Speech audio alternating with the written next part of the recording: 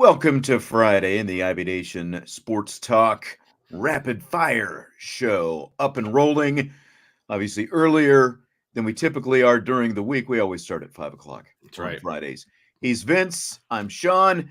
Jesse's going to be here with us in a little bit. He's finishing up something with his day job, so we'll be looking forward to seeing him soon. How are you this afternoon, Vince? Thanking the good Lord that my day job week is over. It was the last 48 hours have just been nutty, just nutty.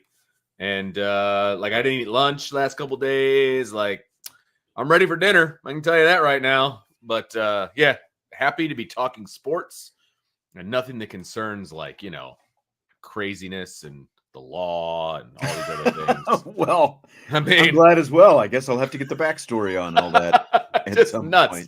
Point. Just nutty, man. Like one thing after another. So DK, we're only talking old time hockey, on this show. We're not covering NHL trades and the playoff push. Come on, man. Come on. You know where it's at. Blades of Glory. We can talk about that. That's right. What's the hockey movie about the minor league hockey team from like the 70s where all they did putting on the foil?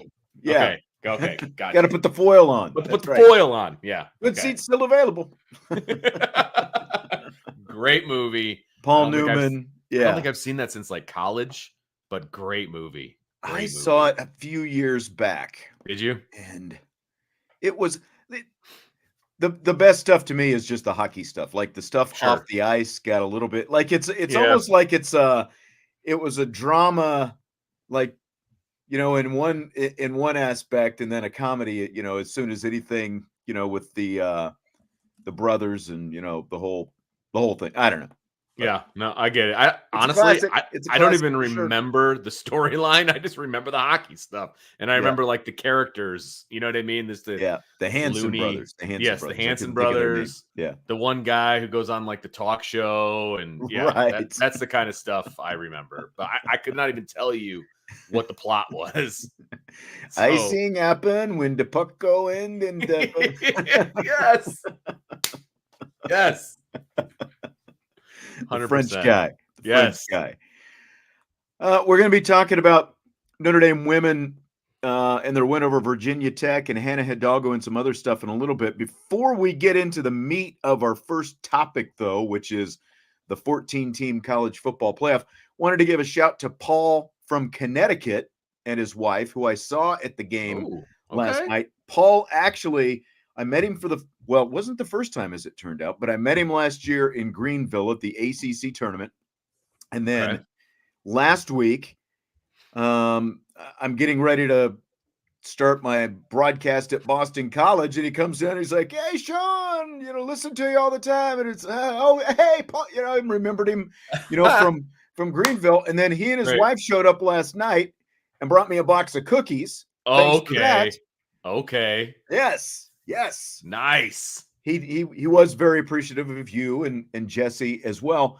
Turns out, though, here's the crazy part, right? Because he had told me his last name, and then last night I was like, "Where are you from again?" And he said Connecticut. Turns out I've been to his house before. Shut your mouth. No, about 15, 16, probably almost 20 years ago at this point. His daughter, Lori, used to be a student manager for the Notre Dame baseball team. Okay. Back in the Jeff Samardzija days. Okay. And so this was, the Big East baseball days. So we obviously used to go out to Connecticut. They play Connecticut out there. And so one year when she was the manager, we go out to Connecticut, and the family, Paul, they had us over. Like the whole team came over, big dinner, like Italian dinner, and wow, that's a lot of people to have over. Obviously, it was. And again, it's been like almost 20 years later, so neither one of us really realized it. But as soon as I realized who his daughter was, and we talked about that, and she works for ESPN now. Actually. Oh, that's awesome. So yeah. Wow, small world. Very small world. And that's crazy. Like I said, as soon as he said that, I was like, I've been to your house before. But shout out to Paul and his wife. Appreciate That's awesome. The cookies last night. DK, don't take Come this. Come on, DK. Don't go there. Come on, DK. Don't go there. Head out of the gutter, man. But hey, I know we're going to talk about it, obviously, but that was an awesome win last night. And I was watching it while doing the show last night with Brian, so I kind of had it like over here on the screen, and I'm watching it. I mean, the crowd had to be going nuts. Obviously, I had it on mute, but the crowd had to be going crazy. My son was there with his girlfriend. They had a little date night to the women's basketball. Those are the date nights I approve of, by the way. Right. But go to a women's basketball game. Right. They said they had a great time and all of that. So big win, man. That was a huge win. Huge Big win time. for so many reasons. Big time. We'll save that. We'll get into that in a little bit. We got two topics on Notre Dame women's bat. One of them on the team itself and the other on Hannah Hidalgo with one game to go this weekend against Louisville. Love it. Let's start off with some football, though. College football playoff is going to expand to 12 teams, of course, this year and for the next 2 years, but they don't have a contract beyond the next 2 years for what the playoff format is going to be. There is already, as we touched on briefly, and I think you guys touched on a little bit on the show yesterday, a proposal for a 14-team playoff that would begin in 2026, and it reportedly has some momentum from around college football. The proposed 14-team playoff would give 3 automatic bids to the SEC, 3 automatic bids to the Big Ten, 2 automatic bids to both the ACC and the Big 12, and 1 automatic bid to the highest-ranked group of 5 teams. So that leaves, out of 14 teams in the field, that leaves 3 at-large bids remaining. There would also reportedly only be 3 teams that would receive first-round buys rather than the current, what's going to be 4 first-round buys. And what that means for Notre Dame, like specific to the buys, we don't know. But I don't think the way it sounds that anybody but probably the SEC or the Big Ten is going to be able to get one of those buys as the way things are shaping up right now. So, according to ESPN, Notre Dame's best shot to claim one of the 3 at-large bids is just be ranked in the top 14 by the committee. And I went back and I looked at 2 different years and kind of what it might look like, and we'll get to that in a little bit. But first, let me ask you, Vince, is this better or worse for Notre Dame than the current 12-team format that's going to be used over the next 2 seasons? Well, I mean, on the face of it, without really diving in and all the scenarios, on the face of it, it feels worse. I mean, there's 7 opportunities for Notre Dame to get into the playoff right now, and there's 3 opportunities for them to get into the playoff under this new proposed 14-team playoff. Now, if ESPN is saying, all they have to do is be ranked in the top 14 by the committee. Well, that's their best shot. It's not all they have to do, which I'll lay out here in a second. Gotcha. So it feels to me like the 12-team playoff is a better scenario for Notre Dame than the 14-team playoff. If we're just looking at it from a Notre Dame lens, I've got plenty of other opinions about the other conferences and what they would be given and not given and all of those different things. But for Notre Dame, it feels like the 12-teamer is better. It's absolutely better because, even if all you're going to do is, again, all the uproar a week ago was, Notre Dame, what are they going to do? They're never going to get a first-round bye. Well, there were still 7 at-large bids for them. Right. No, 8, 7 at-large bids that were going to be available. 3 is less than 7. Once you start handing out all these automatic bids to all these conferences, and it's obviously a huge power play by the SEC and the Big Ten because 100%. Apparently they were actually trying to get 4 bids apiece, and the 3 bids was a compromise. So I have a huge problem with that. Exactly. Huge problem with that. And what it comes down to is simple math. The higher Notre Dame is ranked, the better chance they've got, just like now.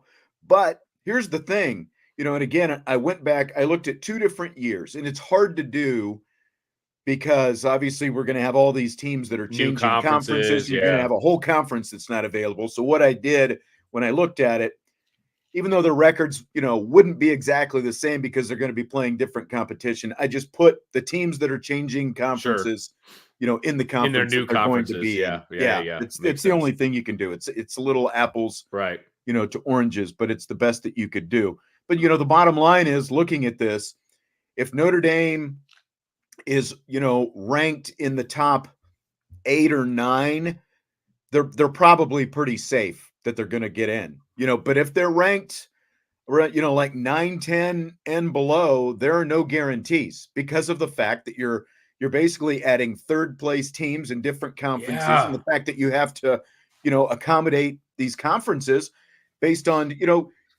they are going to be letting in teams that are not deserving, is what it comes down to. Yep. If Absolutely. you're third place in your conference, and I realize from the conference's standpoint, the SEC and the Big Ten specifically, they're getting greedy, obviously. And they are, they're like, well, we added all these teams, and guess what? Because we've added all these teams are going to have more losses now. So we want guarantees that we're actually going to get in there. And that's going to put the squeeze on a lot of different teams, Notre Dame included. So here I went back and I looked at 2021 as an example. Brian Kelly's last season. Notre Dame was 11-1, finished number 5 in the preseason. So again, for the purposes of this exercise, I put the teams in the conference that they're going to be in going forward, because that's where they're going to be. So here's who would have made it in 2021. From the SEC, number 1 Alabama, number 3 Georgia. They were both 12-1. Number 8 Ole Miss. They were 10-2. So those would be your 3 SEC teams. No problem there, right? I mean, they're top 8 teams. Big Ten. Number 2 Michigan, which was 12-1. Number 6 Ohio State, which was 10-2. And then number 10 Michigan State, which was also 10-2. Okay. Big 12, number 7. This is actually a pretty decent, probably the last good year for the Big 12, really. Well, I guess maybe this season wasn't that bad because you had Texas and Oklahoma. But Big 12, number 7 Baylor, number 9 Oklahoma State. They were both 11-2, so fairly deserving teams. ACC, number 12 Pittsburgh, 11-2. And then you have to go down to number 17 Wake Forest with a 10-3 record. Bid stealer right here. Wake Forest is a bid stealer. And then in the group of 5, of course, Cincinnati, the most deserving group of 5 team ever. They got in the actual 4-team playoff. They were 13-0, ranked number 4, completely deserving to be in. So the 3 at-large teams in that scenario, Notre Dame was number 5. They would get in at 11-1. Utah and BYU, which will both be in the Big 12 going forward. They were 11-13, number 11, number 13, 10-3 and 10-2 each. Those would have been the other 2 at-large teams. And then because Wake Forest gets in, number 14 Oregon would have been left out of the field. I mean, it's hard to have too much of a complaint if you're 14. Yeah, I mean, that's a season where it actually worked out fairly well. Completely agree. But again, especially when you've got the ACC involved, which is, outside of Clemson and really, Florida State obviously had a huge case this past season. But outside of Clemson, for the most part, there have been years where the second place team in the ACC, like those ACC championship games have not been much to speak of, right? No, you're absolutely right. I mean, they would be considered the weakest of the 4 conferences, I would imagine. Although the Big 12 probably might say, hold my beer. We'll see how things, work out moving forward. I don't like the guaranteed bids. I don't like the multiple guaranteed bids, and I don't like that 2 conferences get more than the other ones. I have a huge problem with that. Just earn your spot. Like, you don't even need to have them be guaranteed, because they would have gotten the top 3 in. Right. Most years, because of the teams that are in the SEC and in the Big Ten, you're probably going to get 3 in. That's the thing. They're just getting greedy. They're going to get they're going to get 3 in most years. Like, just when you look at what I went through right there, you're most likely going to get 3 in, but they just want the guarantee that they're going to get 3 in, I don't so like they can that. have the money. There's no guarantees in life, man. And then they're making a power play with this whole thing as Yes. well. Like, what's the ACC supposed to do? Say no? Right. Like, the ACC is going to say no to an extra bid. The Big 12 is going to say no to an extra bid. And that's what the SEC, with this alliance that they've got with the Big 10, the SEC is basically holding those conferences hostage, because it's like, well, we'll give you guys an extra bid. That's more money for you. All you got to do is let us have a little bit more guaranteed. And that's because they've all got to vote on this. And so it's in the ACC and the Big 12's best interest. And, DCAF says, is this a conspiracy by the NCAA to make Notre Dame join a conference? Don't forget, the college football playoff, not run by the NCAA. It's run by the college football playoff committee or whatever. Basically, the conference commissioners and everybody else. And he says, why does the SEC and the Big 10 think they deserve more than others? Again, because they're basically protecting themselves from themselves at this point, because they've added all these teams. They wanted all these extra teams. They're getting all, the huge TV rights money fees. Sure. But they also want the guarantees because they have added so many teams.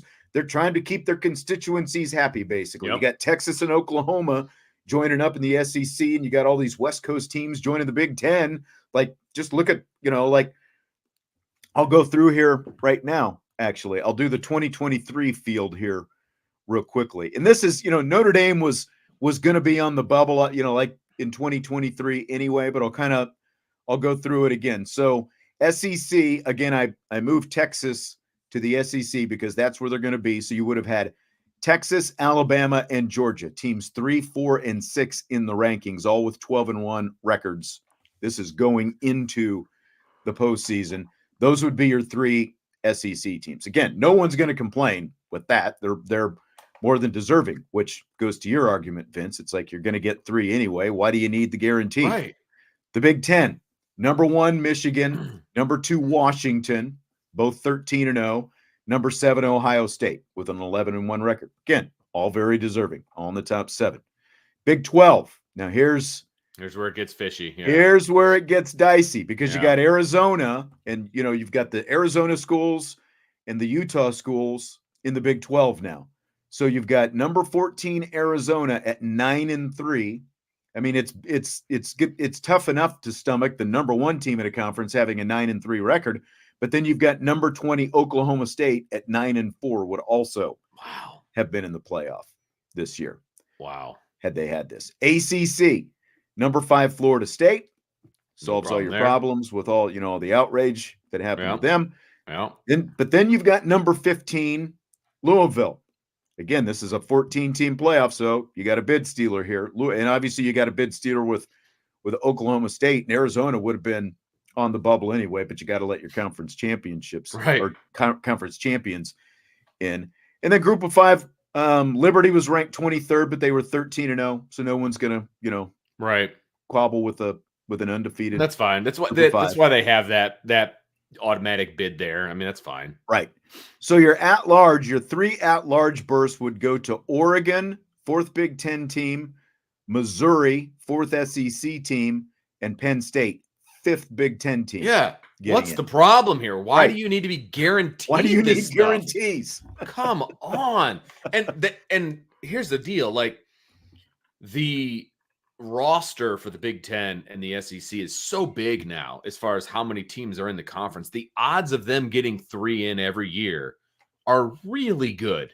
I mean, they're really good. There may be like an off year where one gets 2 and the other one gets 4 or whatever. But like last year, you just said it, 5 for the Big 10, 5 teams.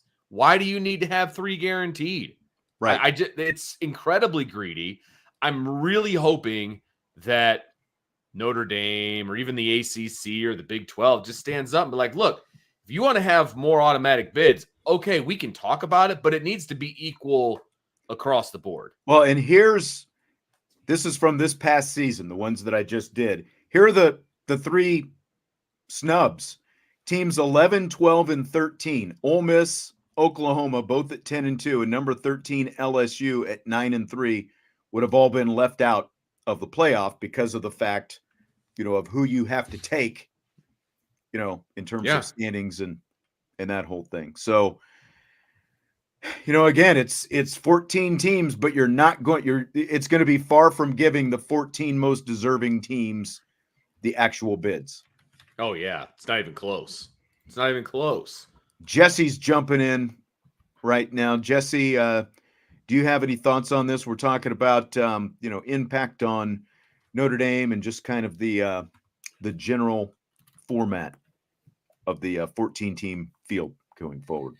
Yeah, so I've seen a lot about this. I haven't had a whole bunch of time to kind of dive in on the exact format of the 14, or if it were to be, the 14-team expansion, but kind of looking at it preliminarily, it seems like it's something that wouldn't favor Notre Dame. And obviously that the reason why I wouldn't favor Notre Dame is because they're not in a conference. And the whole purpose for the talk of the expansion already is to get more teams from the bigger conferences. Nice microphone slide, by the way.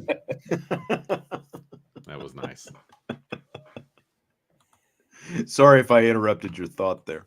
No, it's just like I said, thinking about it like preliminarily.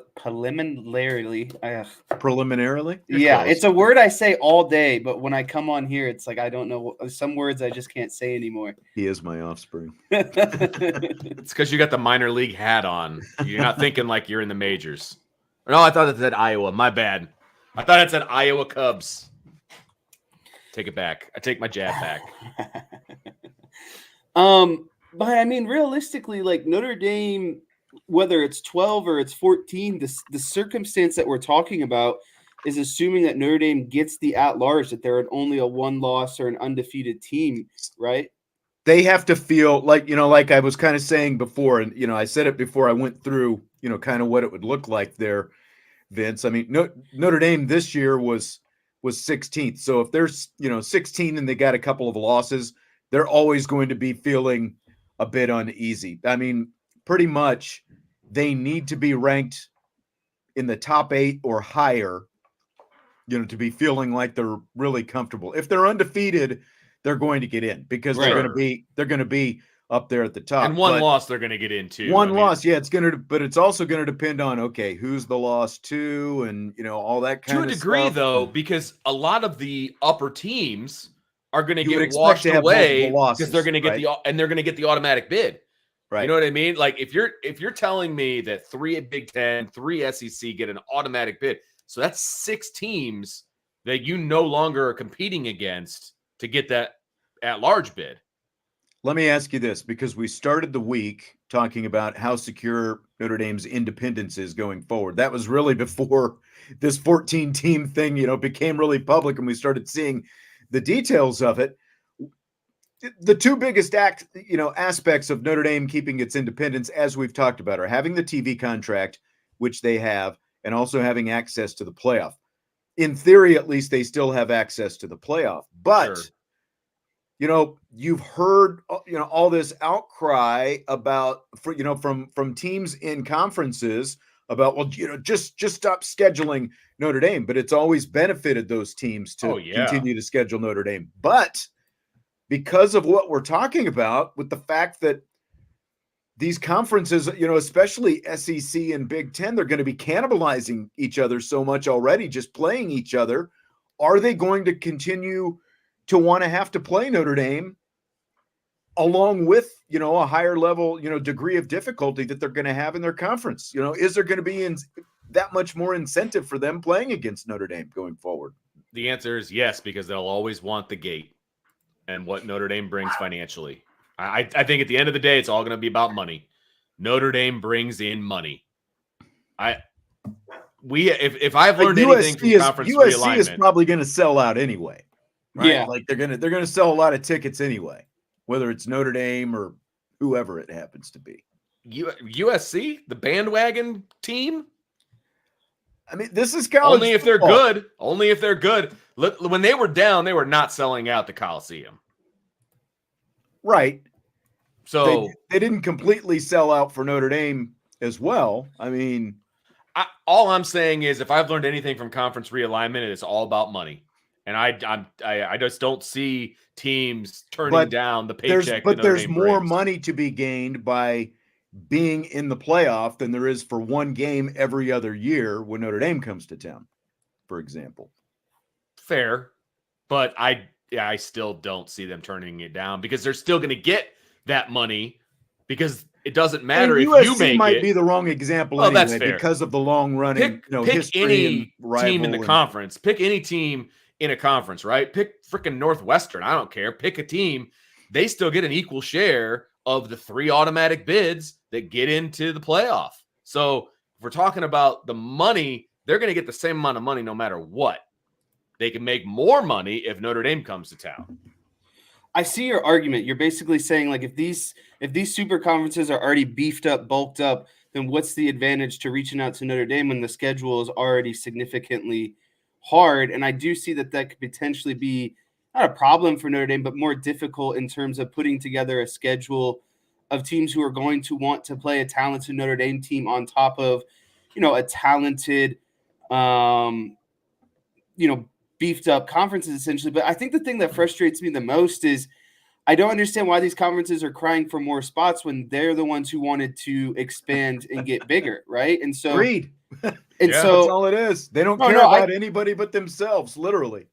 But I have a hard time talking about the 14-team format when we haven't even, gone through the 12-team format. And I know. And the 4 to 12 is such a drastic jump. Like, we have to see, how this transition works before the 14-team thing is talked about. So I guess I'm getting a little frustrated with the impatience of, we haven't even seen the jump from 4 to 12, Jesse, and we're already talking about 14. That rationale is far too logical. We don't use logic around here. There's no place. Well, it's not that we don't use it around not here. Us. It's College illogical football. for the greater, like the people who are actually making these decisions. Obviously, logic doesn't matter, because even like when Texas and Oklahoma, when they announced that they were going to the SEC, and then USC and UCLA a couple of years ago announced that they're going to the Big Ten, everyone's like, what are they doing? And you hear people like, they're not going to, they won't be able to, to win in those conferences and that kind of stuff, because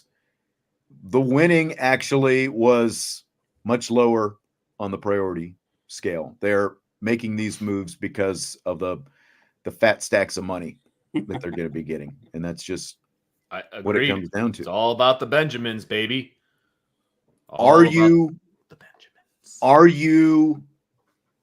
Does the fact that this proposal has had so much reported momentum, does it make you more concerned about Notre Dame's independence going forward? I would say, yeah, just because of kind of the argument that you just brought up. Like, do I think that Notre Dame's independence is in jeopardy? No, I don't think so. But I still think that there's more things to think about. And I guess the way I would hope that Swarbrick, I hope that when he, sat down at the table for the 12-team format and they were going through that like the idea of 14 or further expansion had to come up. So I guess what I'm saying is there has to be some sort of plan if you're Notre Dame for what would happen going forward if there is an expansion, and what like kind of what that emergency plan would look like if you were so high on independence. I don't know what that answer is, but I think Notre Dame wants to remain independent forever. And so whether that's a 12-team playoff, a 14-team playoff, a 16, whatever it might be, I think that there has to be some sort of long-term planning in place that maybe we haven't thought about, but maybe some of the higher ups at Notre Dame have thought about. So as we've sat here, and we kind of brought it up yesterday, and I was thinking about it more today about how does this affect Notre Dame? And let's just say that the 14 goes through with exactly what they want. 3, 3, 2, 2, 1. 1. Right? Yeah. So it's 3, 6, 8, 10, 11 automatic bids. Right? Well, if you look at it like this, that's 11 teams you are no longer competing with for those 3 remaining at-large bids. They're wiped out. Now, some of those are, like you had mentioned, are going to be bid stealers. I get that. But a lot of those teams, the majority of those teams, are all going to be the higher level teams. And so in the current format, you're competing against everybody that's not in the top 4, 5 through the rest, right? In this new one, there's 11 teams now that are automatically getting in. You're not competing with them anymore. So the number of at-large bids is smaller, but I think the pool of teams you're competing with is also smaller. So we've said it all along. Access to the championship, TV deal. If those two things are still boxes that are checked, I think Notre Dame is okay.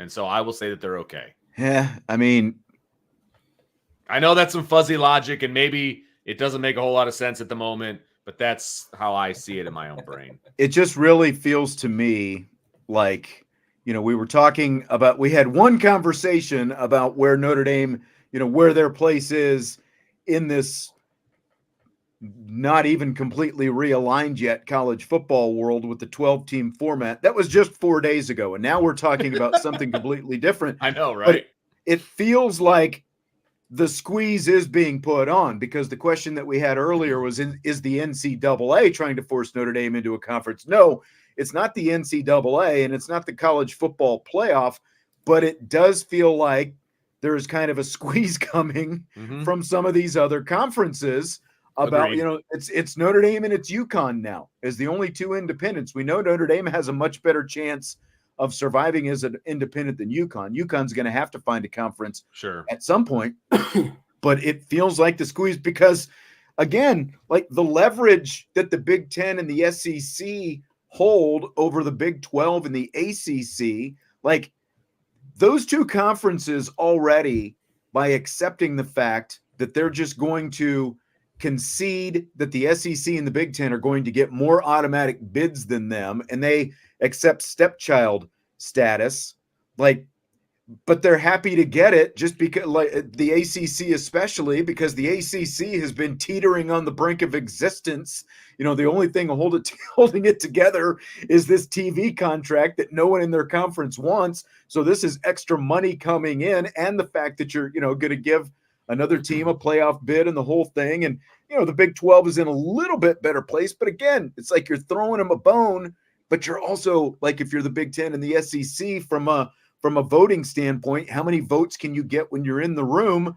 You're basically, currying their favor to get votes when it comes time to vote on all of this stuff. And, again, like, where is Notre Dame in all of that? How can Notre Dame kind of slide to the ACC Big 12 side of things and find a way to align with them to maybe, sort of shake this vote up, split this vote up a little bit? Because, for right now, things are okay. But all it's going to take is, as this thing, if it, it's going to a point where obviously all these teams are coming together, and there's already threats by the SEC and the Big Ten to break away and do their own things. They obviously wield a lot of power. And I just feel like it's now, looking at this, the way this is shaping up, it's going to be harder, for Notre Dame to kind of keep stable footing in all of this going forward. They're going to need help.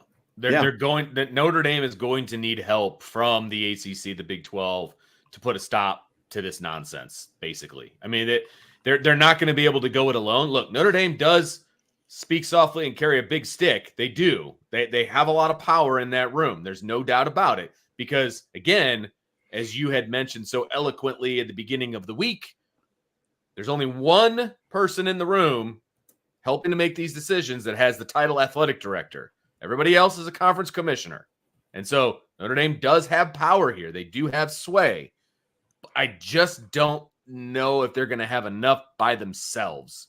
So they're going to need some help. And they're going to need help from the two conferences that are a lot weaker than the other two. See, and again, this is, when I went through what a couple of different playoff fields would have looked like from 2021 and 2024, as Michael is saying, sound logic, except for when you consider the fact that bad teams will steal the guaranteed slots. The Big 12 and the ACC automatic bids may not even be top 4 teams. And in the examples that I gave, in a couple of cases, they weren't. And so that's where, you can say that there are 3 at-large spots, but, again, like if you're Notre Dame, you can't be ranked in that 10 to 14 range and feel really comfortable that you're going to get in. You've got to be at least in the top 10, I think, to feel comfortable in any given year if this format goes through.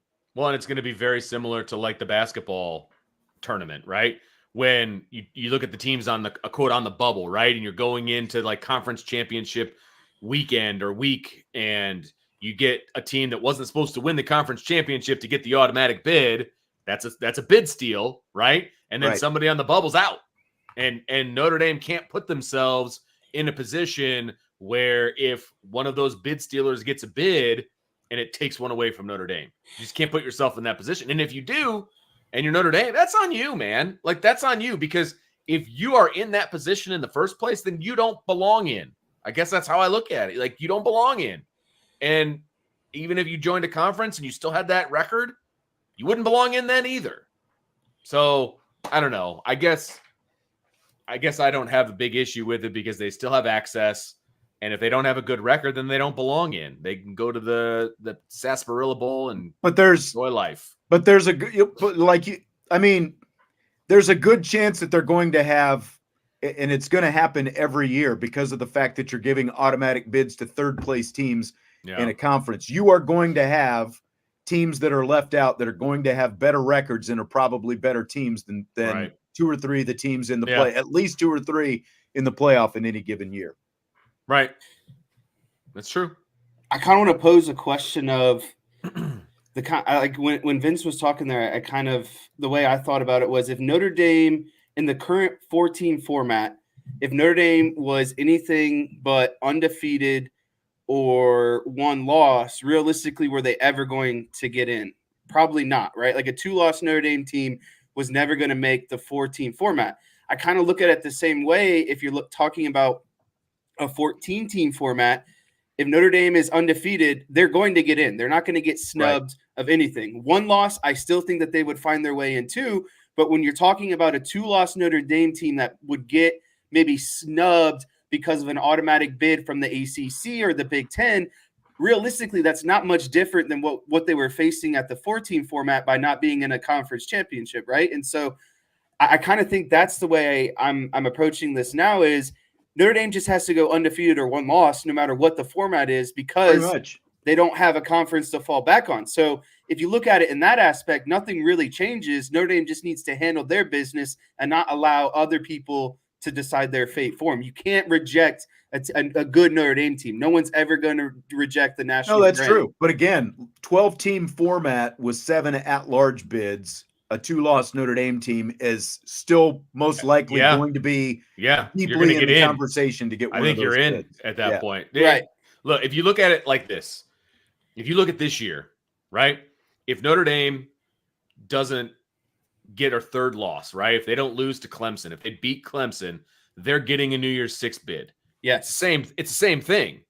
If they didn't lose, like if there was the 12-team playoff this year, and if they win against Clemson, they're in the 12-team playoff. Exactly. That's kind of what I was trying to getting at. It's really the same kind of formula, just more, the playoff itself is expanded. But I think Notre Dame, in terms of, what their limit is on games they can lose, ultimately doesn't change. And I mean, D-Rock Irish says, so does overall strength of schedule mean anything with 14-team playoff? I mean, that's it'll be part of the equation. Yeah, it's going to be part of the equation, but it's going to be subject to the interpretation of the committee. And that's another thing too, is like the committee now is, even though you're only going to have, you would only have if this goes through. And again, like this hasn't been passed. It's one of the formats being talked about, but apparently, according to all the reports, it's the one that's got the most momentum right now. But it's going to, like, what does the committee value? Like, what I was getting ready to say is you're going to have fewer at-large bids, but the decisions that the committee makes are going to have even more impact, even though you only have those 3 bids. Because it's going to depend on where the committee rank. I mean, the committee is literally ranking you, right? I mean, they're literally going to decide who's in and who's out based on where they get ranked. Right.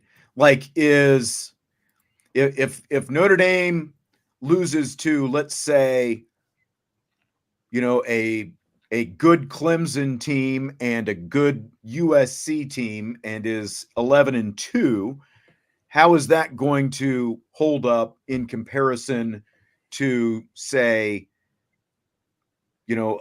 a 2-loss Big 12 team or a 3-loss SEC team when they've already got multiple bids? And how much is that going to matter to the committee? The fact that the SEC or the Big 10 already has 4 teams in, and then you're talking about another potential bid for those conferences. Yeah, I mean, it's going to vary year to year, and it's going to depend on what those first 3 teams, what their record is, who they played, all that stuff. So it's tough to, without having that data in front of you and knowing what you're comparing Notre Dame's record to.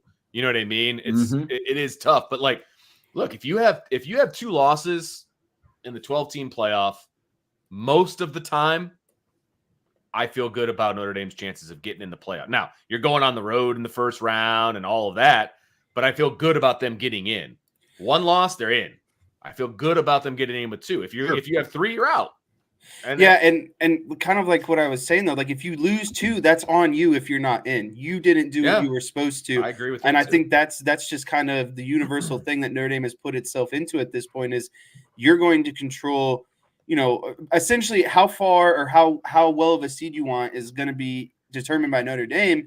And I think really the only thing that could seriously have impact, in my opinion, to the 14-team expansion is I think Notre Dame's chances of getting an at-large and hosting a game get slimmer. I think it gets a little bit harder for Notre Dame to host a game if that's the manner, because they'd have to go undefeated again to get that. I think that at-large, at-home, hosting the first round type game. And so I think that's the biggest impact on me is Notre Dame's ability to do some of the extra stuff, to host, to, that sort of stuff. Yeah. I mean, it just all the numbers that, that start going through your head when you're looking at what this is going to look like the other side of this is, like you talk about, Notre Dame gets in as an undefeated team, no brainer, probably, most likely, I think we'd probably say at least 95% certainty with 1 loss. And then you talk about 2 losses. But again, like the other side of that, when it comes to the conference talk, if Notre Dame is going to miss out on the playoff as an 11-2 team or a 10-3 team being independent, do they become better off knowing that you can be the 3rd best team with 3 losses potentially in the Big 10 or whatever conference, the ACC? Like, you can lose more games in one of those conferences and still have a better shot at getting in than being, independent and have the same record. Does that make sense? Yeah, that makes sense. I just think that the independence, I think you avoid strength of schedule. I think that if you go into a conference, the strength of schedule is going to be harder. So they kind of offset each other, right? Like 3 losses in a conference is kind of the same as maybe 1 loss being independent, just solely based off of strength of schedule. But I do agree that they could fall back on that if they did decide to join a conference, right? Like, okay, we don't have to worry about, we need to go undefeated or 1 loss to definitely get in. We have more comfortability, but the flip side of that is going to be is you're going to play more, tougher or Power 5 teams throughout the season. I also, with the way the conferences are structured and like kind of a round robin type of schedule, you're not going to play everybody and all these different things.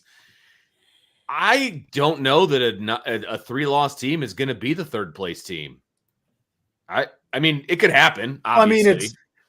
It could happen. They're getting rid of divisions, right? So right, but they're not going to play everybody. So there's going to be. I mean, in any given year, is it always going to be a 3-loss team? No, but there's a pretty good chance it's going to be a 2-loss team.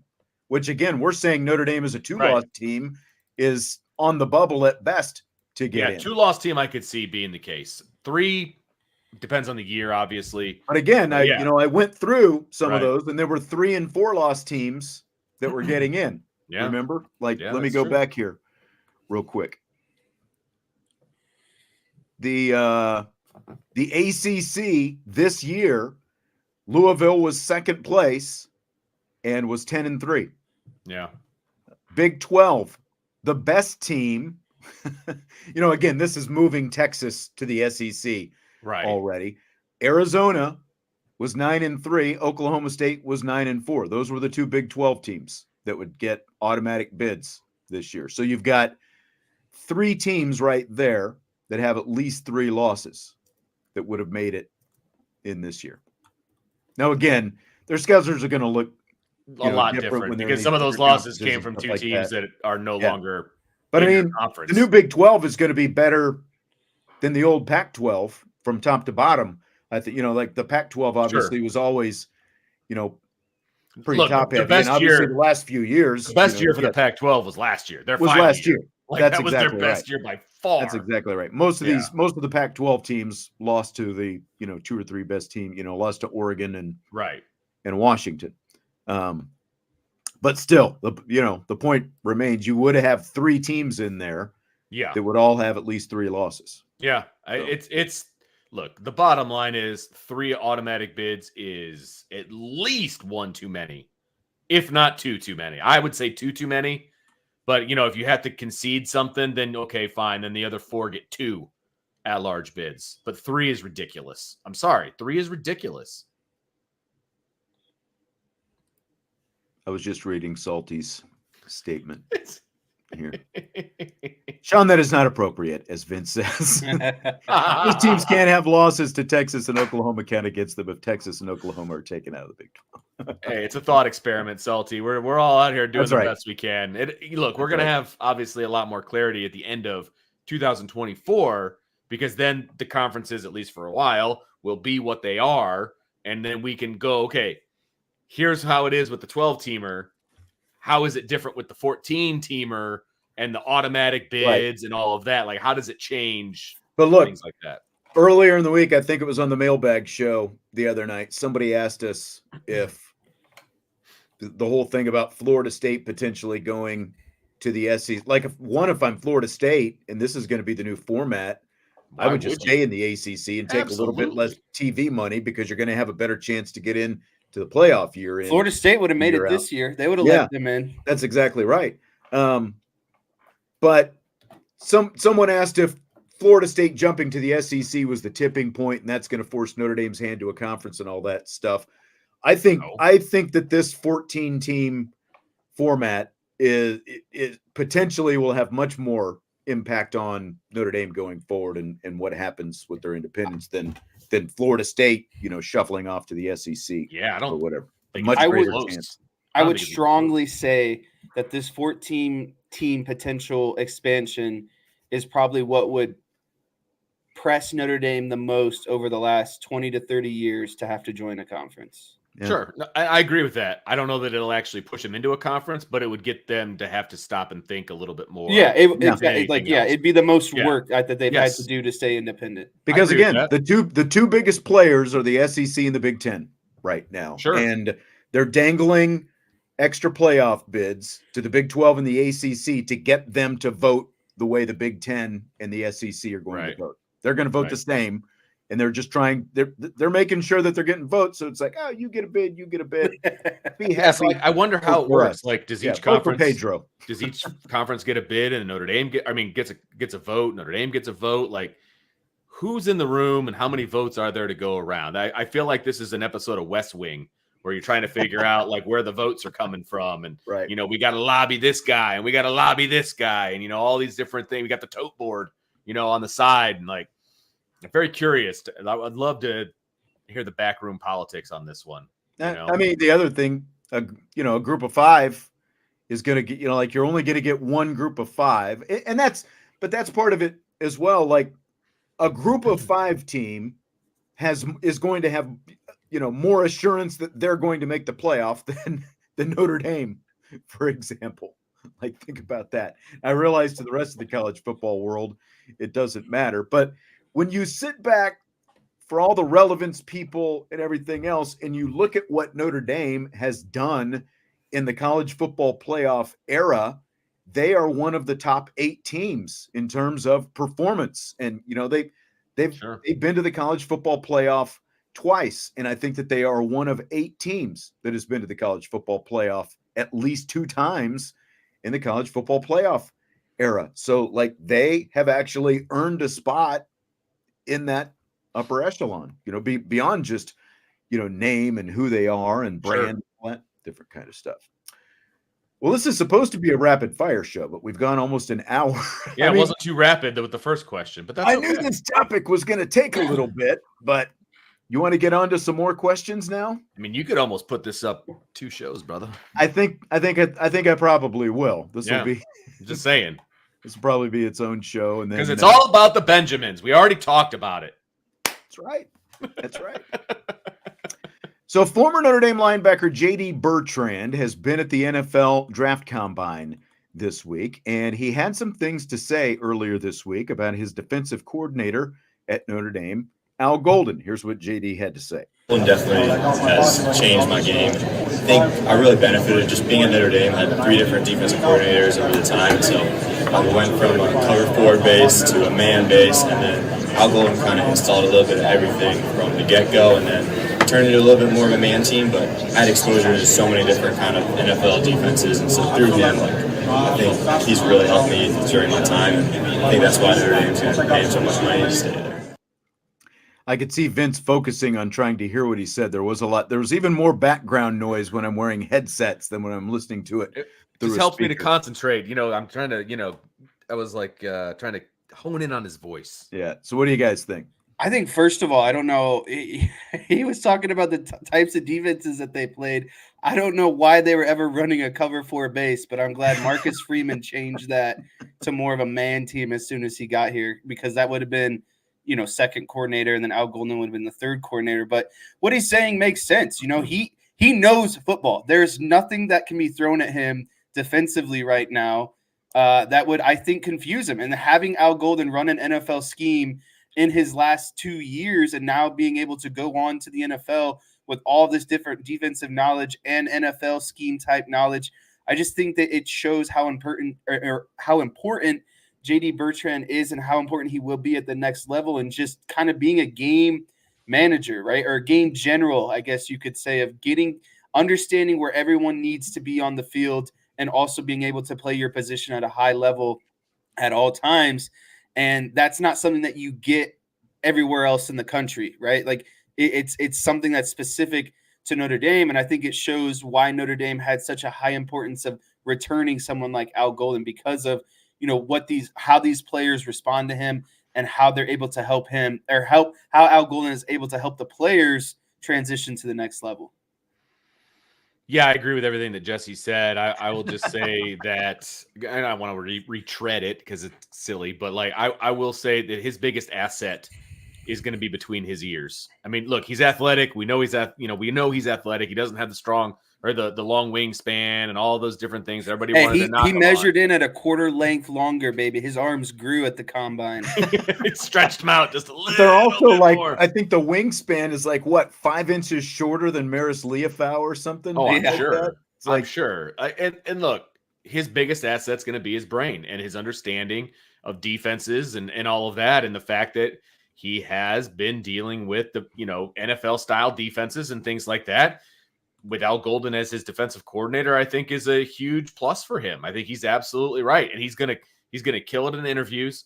He's gonna do a good job on the agilities and stuff like that. It's just the measurements that are gonna hold him back. And so at the end of the day, what's gonna mean more to NFL people, right? His understanding and his knowledge and his quickness to dissect and get guys in the right position, or his wingspan. You know what I mean? Like that kind of his measurables. So I think that he hit the nail on the head. Do you guys think that, speaking of Bertrand, do you think this thing with him being in a boot is something to be concerned about? No, I mean, he probably had something cleaned up, postseason. Because he's not going to do anything. Do you think he'll be ready to go by the time Notre Dame holds pro day, in 3 weeks from now? Or because the only thing he did was get measured. He hasn't run a 40. He hasn't done any drills. He's just there. He'll be fine. It also gives him an excuse, not to have to run and stuff like that. No, and I agree. He was going to run poorly because, as we saw at the Senior Bowl, he had a pretty good time, if you remember. But it's just. And pro day isn't for another 3 weeks. And that's something to remember, too, because combine is one thing, but he has also been there at the Senior Bowl and had a lot of those. That's true. Testing and stuff like that done at that point. Before that, you guys, went the Bertrand route. I'll just go a different. Like D-Rock Irish says, strong endorsement for Al Golden, and I do think that, because I think that for as sort of disjointed as it looked sometimes in year one for Al Golden, it looked a lot different in year two.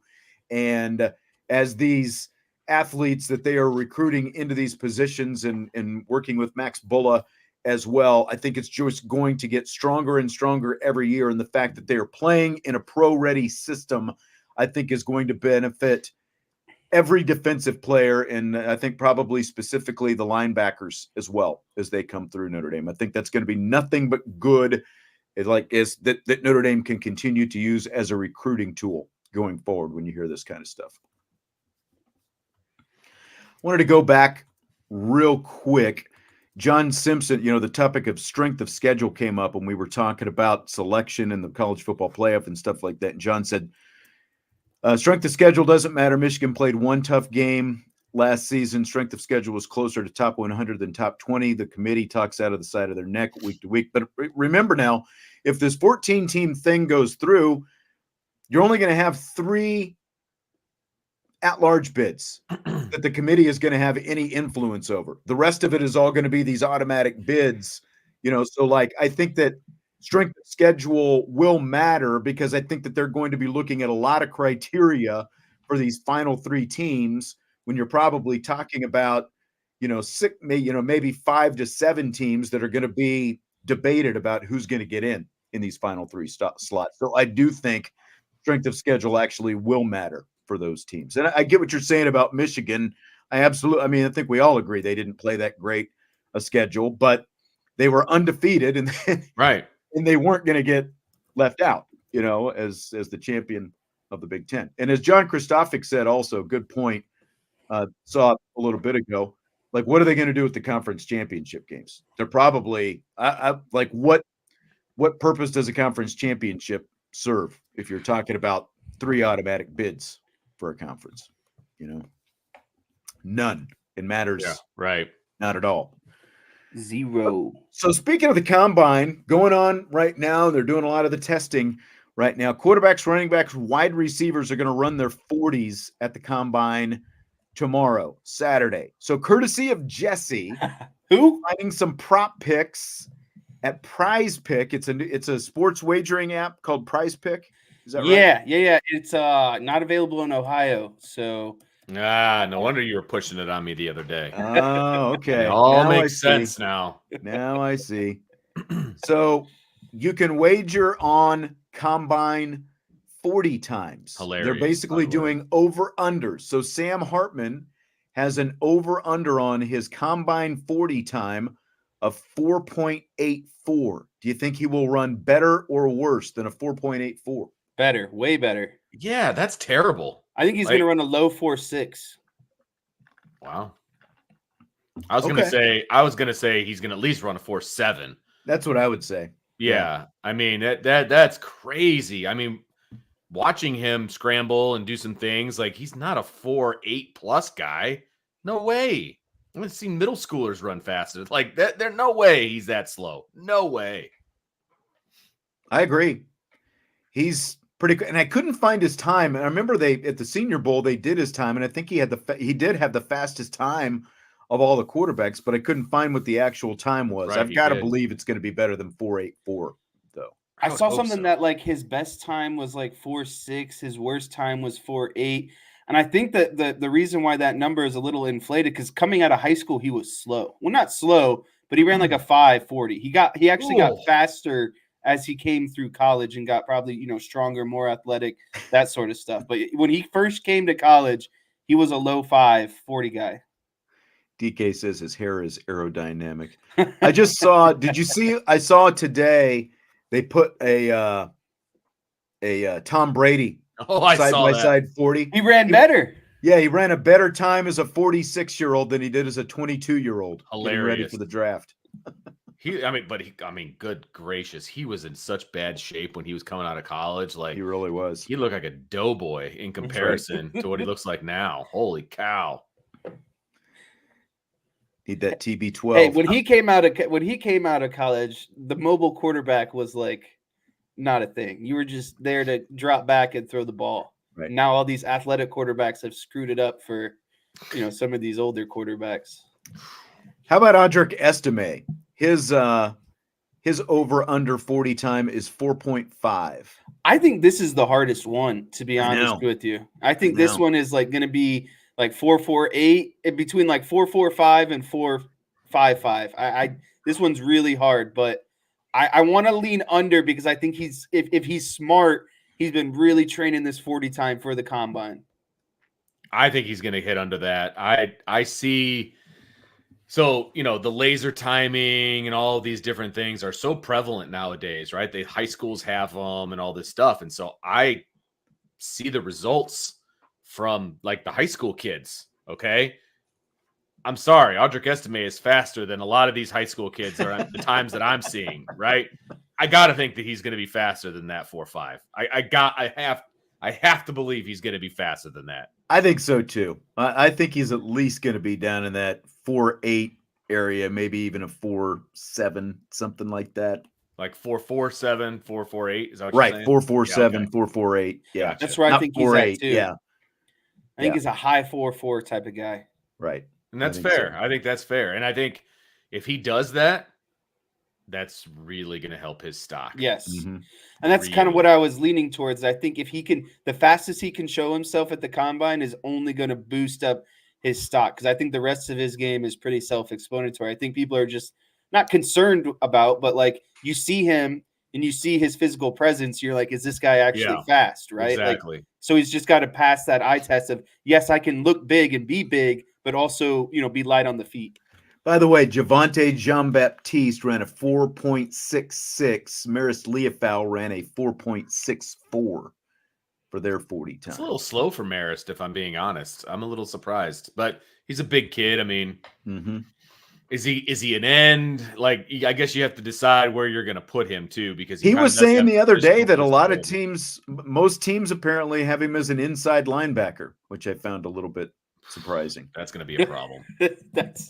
That's very interesting. That's going to be a problem. An inside linebacker, what, on 3rd and 4th down, on 3rd and 10? Like, look, he'll get drafted based on his measurables. Right, exactly. But you his pop projected in the game ceiling. film, right. And if you're you can draft him in the 6th or 7th round and bring him in. You're exactly right. It's like you still got to make those run fits, man. That's the biggest thing if you're playing inside. You got to dissect and you got to make those reads and calls and everything. That's not going to happen. I'm sorry. Ooh. Wouldn't it be great if you could just take Marist, Bertrand, one person, baby? I know. Sure. There's always. Well, you could say that about a lot of people, but yes, you could. Exactly.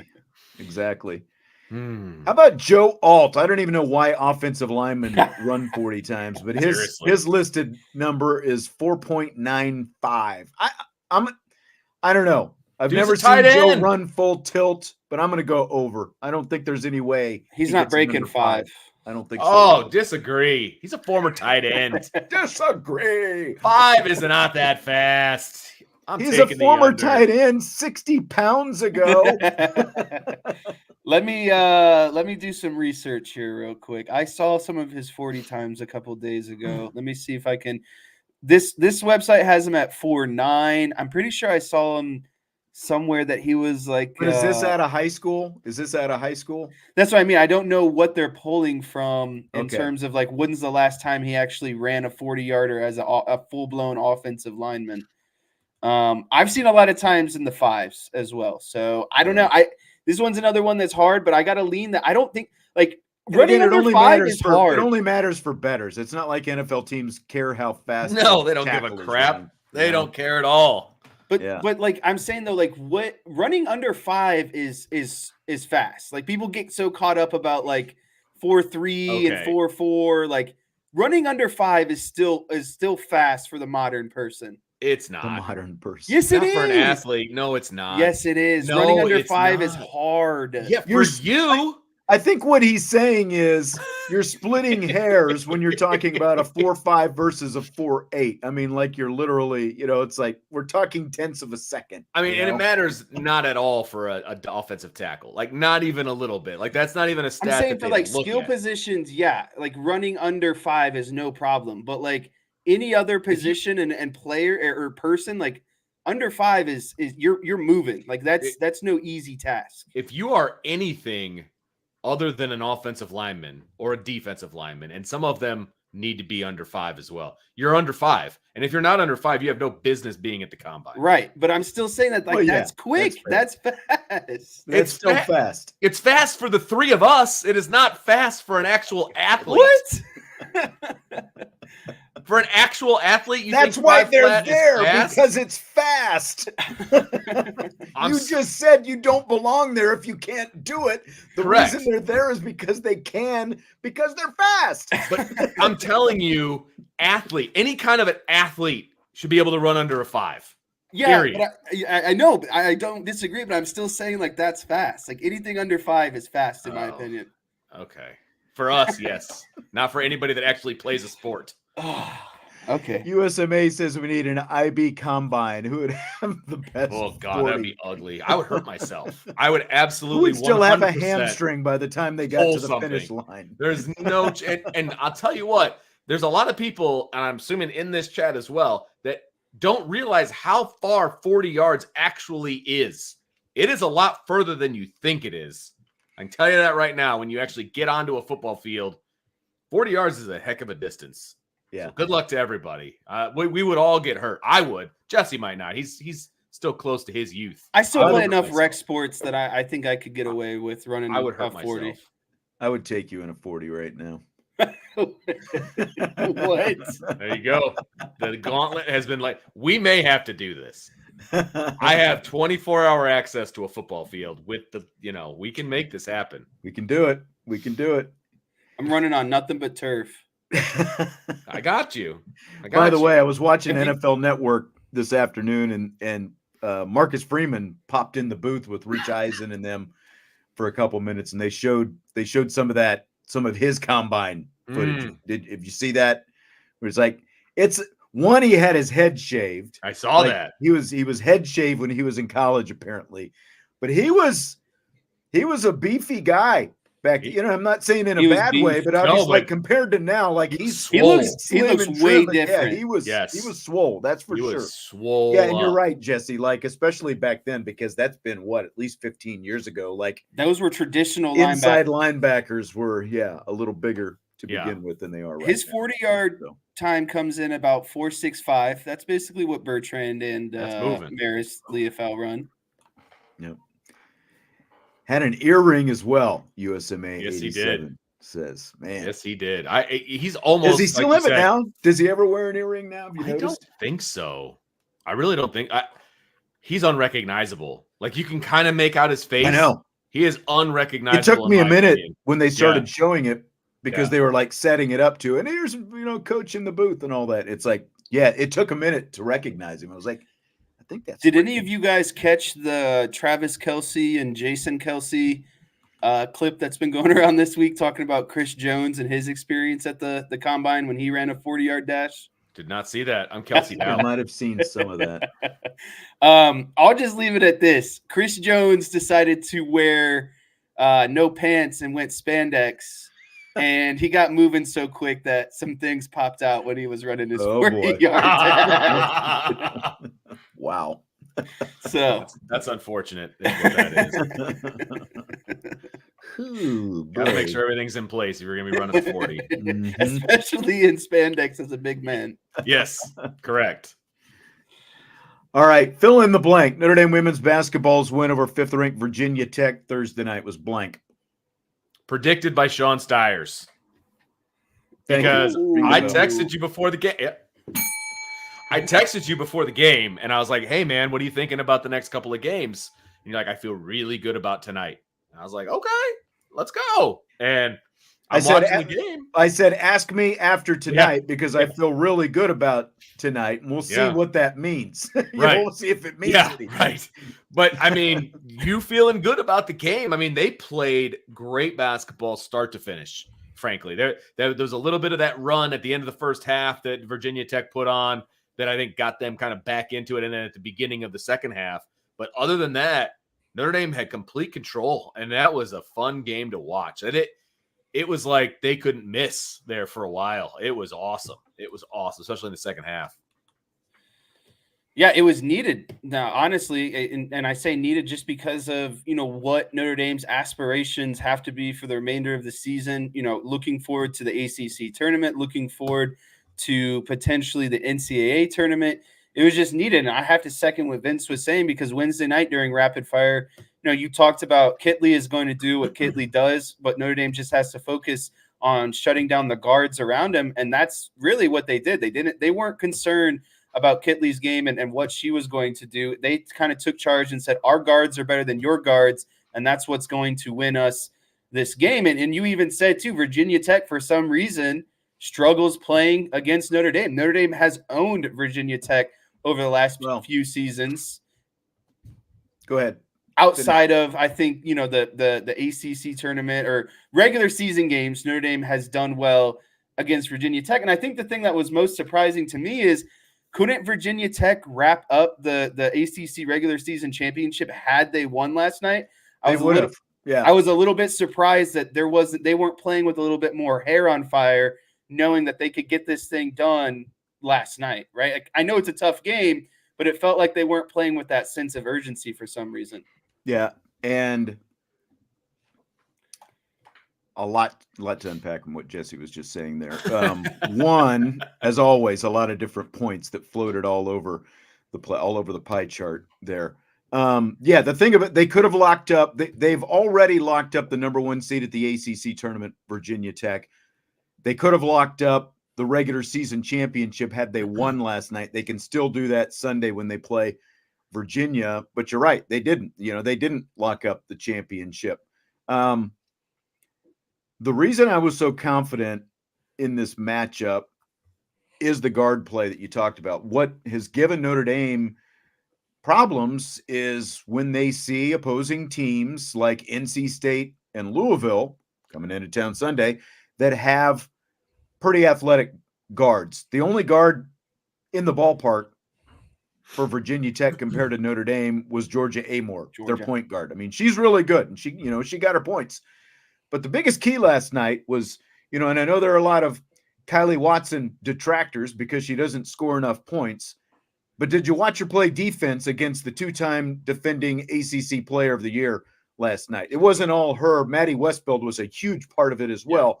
The reason they did what they did, they took Elizabeth Kitley off her game, and she's got 76 career double-doubles. She had 12 points, 9 rebounds last night, third lowest scoring total of the season. They were physical with her. They stood their ground with her.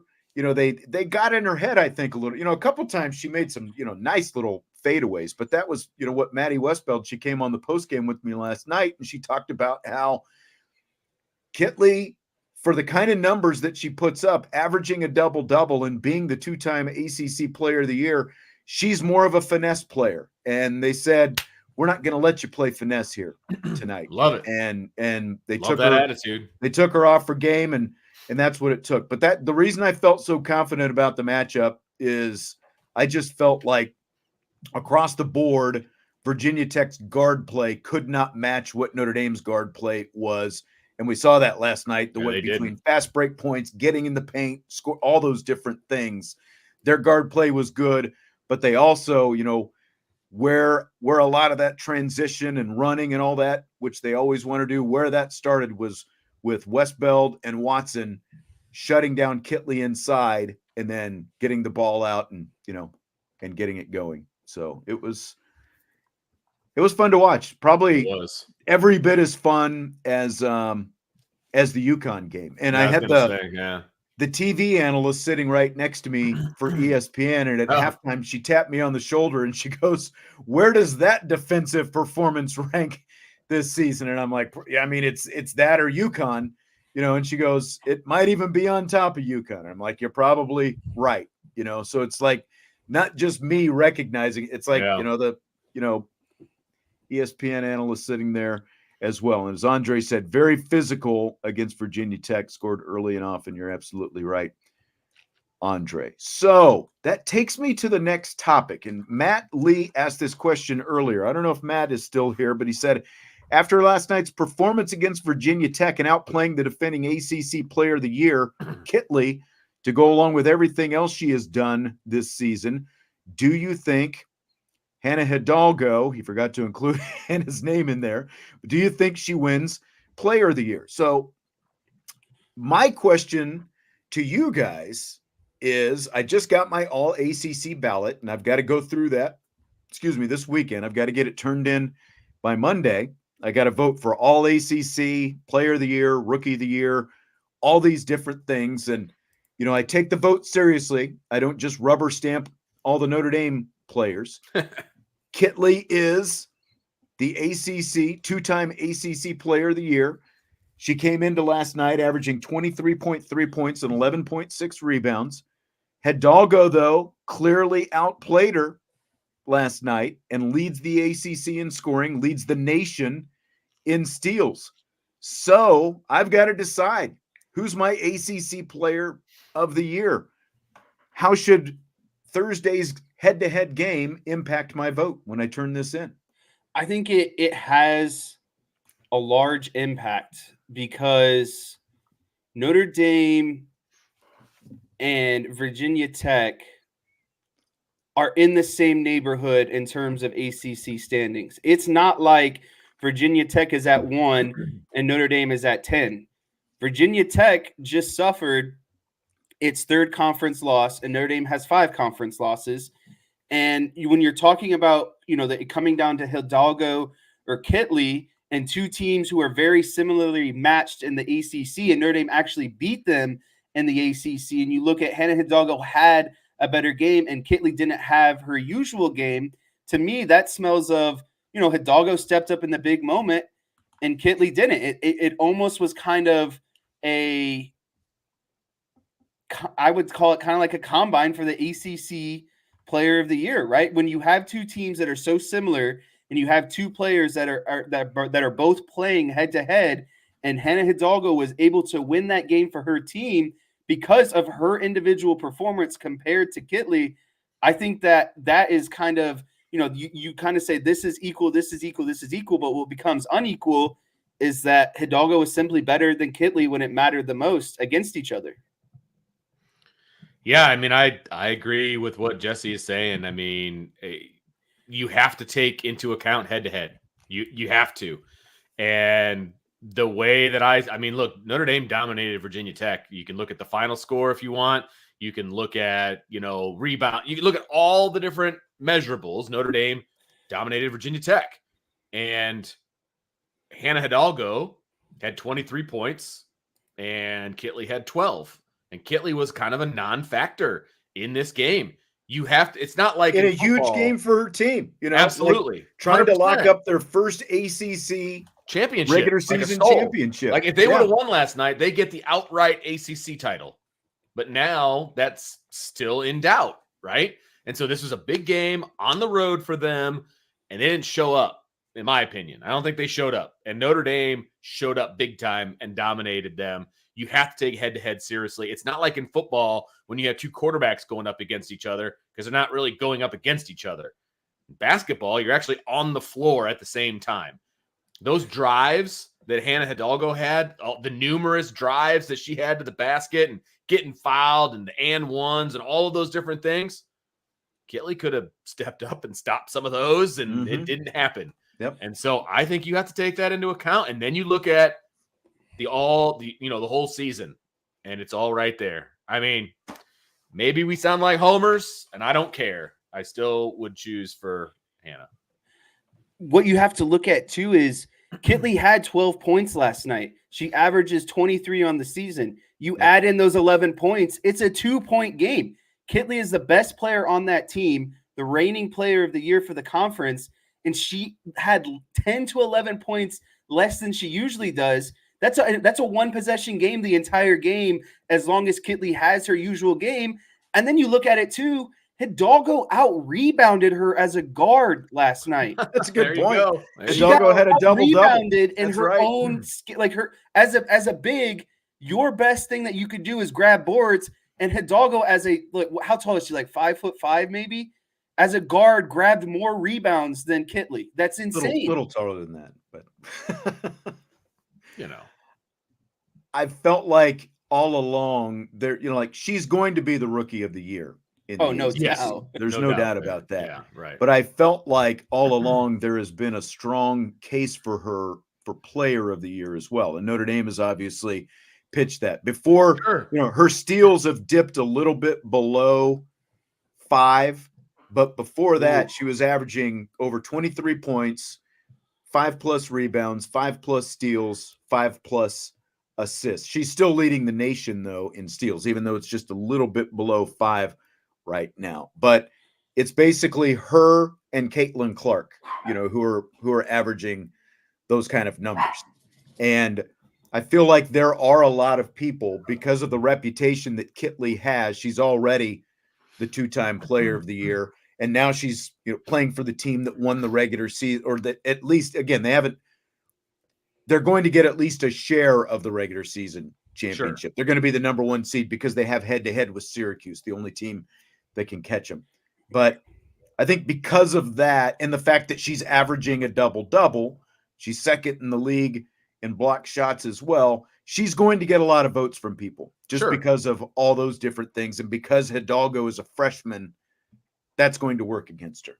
But I felt like going into last night, again, knowing that this voting was going to be coming up, because we just got I think we got the ballot maybe yesterday afternoon. They emailed it to us, but I felt like I was really going to, sort of base a lot of how I was going to vote, whether, I was willing to give Kitley the benefit of the doubt. I mean, come on.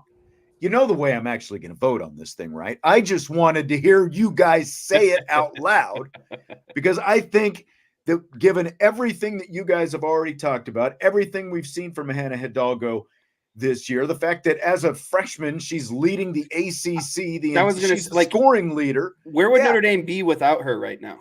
Right. Hell, they'd be in a world of hurt.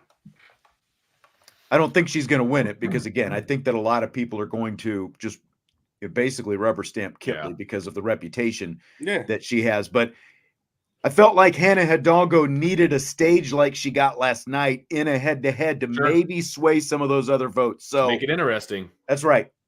Didn't this happen a couple of years ago with either Citron or Miles when they were freshmen? Like they were really good and potentially going to win ACC Player of the Year, but they kind of gave it. I think they ended up giving it to Kitley, didn't they? Well, Kitley's got it the last 2 years, so that would make sense. Well, she's a lock for rookie. Hey, Notre Dame could have both rookies of the year in the ACC. That's true. That's true. A really good chance with Marcus Burton. As well. That'd be pretty cool. And so what it comes down to now, Louisville on Sunday, the winner of that game is going to be at least the 4 seed. Like if NC State, they got a chance at the 3, right? Still, well, NC State's probably not going to lose to Wake Forest because Wake Forest isn't very good. But if Wake Forest were to upset NC State and Notre Dame wins, Notre Dame would be the 3 seed. But if the 4 is the goal, though. Yeah. But here's the thing. If that happens, so Notre Dame would get the double bye. Then they're on the top of the bracket and you're never going to be able to do a show? No. Okay. Actually, I will because they'll all be 11 a.m. games. Oh, geez. Early games. Okay. I'll be doing early games and then going back to the hotel and doing shows with you bozos. But what would likely happen is Louisville would be the 5 seed, and then Louisville would just have to win its first round game. Back to back. And then we'd get Notre Dame, Louisville in back-to-back games in the quarterfinals. We got them. 4 and 5 seed. Got them. Yeah. No problem. They just take back-to-back butt whoopings. I like this question from Ryan Roberts' forehead. How many games do the men's basketball team have to win in the ACC tournament before their last win is a major upset? 2. Their third game, I think, would be a major upset. I would agree with that because they're going to have to play in the first, like the opening round. Well, are they going to have to play in that opening round as of right now? I have no idea. Let I me haven't see. paid that close of attention. 10, 11. Yeah, they are. They're still probably going to have to play. Yeah, they're going to have to. The double-digit seeds all play in the opening round, so they're still going to play there. But yeah, I think it would be they would have to win a third game. Is that what you would say, Jess? Is that what you said? A third 5. game? They got to win 5 to win it all, right? Let me see. 1, 2, 3, 4, 5. Yeah. So they would basically have to get to the semifinals. I mean, for it to be for that last one to be a major upset. You win the first one, awesome. You win the second one, that's an upset. You win the third one, it's a major upset. How about that? Yeah, I felt the same because I the word major is what made me pick 3. I think 2 is still an upset. Yeah, but major upset. I think 2 would be like, okay, like we knew Notre Dame kind of had this in them if they played how they're supposed to, but it's still an upset, right? Know? Yeah. And so I think 3 would be, wow, they weren't supposed to win this game. They beat Duke, North Carolina type team. Essentially, would be the third win game. Jason said, "Thank goodness you guys talked some sense into me." And then he said, "I'm done. Sean's one of my favorite personalities. I'm done. Jason's one of my favorite listeners." So. Out. Drop the mic. By the way, I wanted to mention women's basketball. Speaking of them, they're going to be doing an NIL event tomorrow. This is interesting. Along with a company called Greeny Sports Cards, they are unveiling a trading card set tomorrow. It's an NIL deal. They're going to be at the St. Joseph Conference Center inside the Holiday Inn in Mishawaka, which is on Douglas Road, kind of across the street from WSBT TV there on Douglas Road. Gotcha. Where the old WSBT radio station used to be. But Sean Crawford, who founded Varsity House, which does NIL stuff, he's going to be hosting a prep rally there tomorrow. And they're going to be there from 4 to 6. There is an admission charge to get in, but you can go to greenysportscards.com for more information. From what I understand, pretty much the entire team is supposed to be there doing this. It's an NIL event with unveiling this trading card set for Notre Dame women's basketball tomorrow. So go to greenysportscards.com if you'd like to find out more. And I'll post the website here if I can copy and paste. Put it in the chat. Real quick. Do it. Boom. Here's the website, greenysportscards.com. So some New York Jets players, including Sauce Gardner, believe Chiefs wide receiver McCole Hardman gave out Jets game plan information to the Eagles out of spite after Hardman was traded from the Jets to the Chiefs late in the season. Fair or foul if Hardman actually did it? Foul if he's handing out the playbook. Fair if it's anything else. Like I think all is fair game, especially in the NFL. I think there's a lot of information passed around regardless. And unless you're just handing out playbook, I don't think it's that big of a deal. Yeah, handing out a game plan is like, I mean, it's taboo. You shouldn't do it, obviously. Yeah, a playbook is different.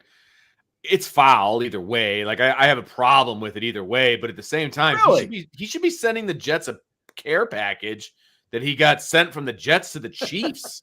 Like, why are you sabotaging them when you just won a Super Bowl, or you had the opportunity to win?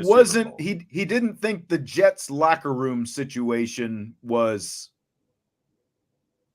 up to snuff, I guess. I think that it sounds like there was, not a good team vibe, I guess. He's got an axe to grind. I mean, the Eagles need the help. Teams sign guys off the street who used to play for a team for that specific reason on a given, week. It's bring them in, help with the game plan. I've got no problem with it. Like Jesse said, as long as he's not, literally handing him the playbook, I don't have a problem with it. If he knows some guys on the Eagles and he wants to say, hey, here's kind of what's probably going to happen, I've got no problem with it. I don't think he's going through and being like, this is drawing up the play for him. I just think that he might be like, hey, they're looking to, they think they think they can exploit you in the run game type situation. Maybe prepare your run schemes a little bit better. Like there's not a lot of information he can give out that would be like super, like like this is the greatest information in the world unless you give out the playbook. Like everything else is so circumstantial at that point because yeah, you can know that they're going to run or pass, but you don't know exactly what that play is and how it's designed. So it's like, and if you, and more than likely that play is already on film, right? Like there might be a handful of plays that aren't on film that other team could run. The Jets actually beat the Eagles. And that's why it was a big deal. Right. But the Jets won. So it's like, didn't do the Eagles a lot of good if he was out there helping them. Yeah. So it makes it even less of a big deal, really. I know. What are we talking about? All right. So there are some college football fans who want to see the Pop-Tarts Bowl Pop-Tart mascot on the cover of the new EA Sports video game. This is a new angle to the EA Sports video game that we haven't touched so far. Do you buy or sell the Pop-Tart mascot? Why do I keep saying mascot? Mascot on the cover. This is a huge sell, and I'll keep this one short. There's one person and one person only that belongs on this cover, and it's Nick Saban. I think that's the only answer. Wow. And that's who I'm rolling with. I think that he has earned the right to be on this cover. That's actually not bad. I mean, he's retiring, riding off into the sunset, greatest college football coach ever. I mean, I think that actually so makes easy. sense. It's so easy. It would be. I buy that. I would be pissed if I was Nick Saban. Not that he cares. I don't think he cares. He doesn't care about video games. But if a Pop-Tart just picked over me at the championships I had just won and dominated in college football, I'd be like, all right. Like I would just laugh at it. Like it's very laughable if they really decide to put a freaking Pop-Tart over the greatest coach of all time when they're coming back with the game the same year he retired. Maybe his face on the Pop-Tart. I would bet my mortgage. Nick Saban's face. I would bet my mortgage that if they put the Pop-Tart mascot on the cover of the video game, Nick Saban wouldn't have a frigging clue what you were talking about. He would have no idea and wouldn't give a crap either way. Now, I agree with Jesse. Put him on the cover. That I have no problem with that. I mean, this is his last chance to do it, I suppose. Put him on the cover. That's fine. I would much rather have him on the cover than like Caleb Williams or somebody like that. I think you got Saban, and you got all of his different trophies in front of him. I think that's the way you got to do it. Or he's going like this, and he's got like all of his rings on that he's showing you. I think it's real easy that they could hit this one on the head. Just Nick Saban in a flurry of trophies. That's what I mean. Basically like he's sitting on a Game of Thrones. Exactly. I could do that. Yeah. Yeah. I could see that. I mean, look, he's already shilling Affleck and stuff like that. I mean, being on the cover of the video game is a better look, in my opinion. Yeah, I mean, he was doing that before he even retired. Exactly. So. And look, obviously, it's a huge sell to have the friggin' Pop-Tart mascot on there. Yes, that is. I agree. Ridiculous. I agree. Ridiculous. I mean, it was fun, but we don't need the Pop-Tart mascot. No. Said it again on the cover. Mascot of EA Sports. What is a mascot? I don't know. It's fantastic, though. All right. Well, that's going to do it for tonight. We made it, man. Was good. How you doing there, Jess? You hanging in? Good. I'm trying to figure out how I'm going to bet on these 40-yard dash times. I'm trying to figure out how I'm going to get me to drop your wager when you sent me all that stuff. Was that what that was about? That was me kind of like feeling it out a little bit, testing. I did download the app, but then we're already halfway there. I downloaded it, but then it was like, okay, now you got to register your account and all that garbage, and I was like, I don't have time for this right now. So you downloaded it though, Jesse. You're right there. Yeah, I just sent him my referral link too, so he can get his free money, and I get my free money. Okay, all right. I'm gonna have to upload some money to it and do my thing. It's a pain in the butt. I know. Come on, once you're in, it's so easy though. I'm just gonna go watch high school basketball. Sectional what? Semifinals tonight? Yes, it is. Final four. All right. Final four. Enjoy. Everybody have a good weekend, and we will talk to you Monday. Thank you, DK, for the super chat. Half a show. DK says for doing half a show. I mean, we've been here for almost an hour and 40 minutes at this. This is point. a full show. This is an extra. This is a especially show for plus. a Friday. Come on, show plus for a Friday. This is like, come on, man. Appreciate the super chat though. Thank you, Jason. Cheers as well. Ryan Roberts, forehead. We will talk to your forehead on Monday. Not tomorrow. Oh, that's for Jesse for doing a half a show. Good call, US. Well done. Okay. All right. Good call. Talk to you Monday on IB Nation Sports Talk.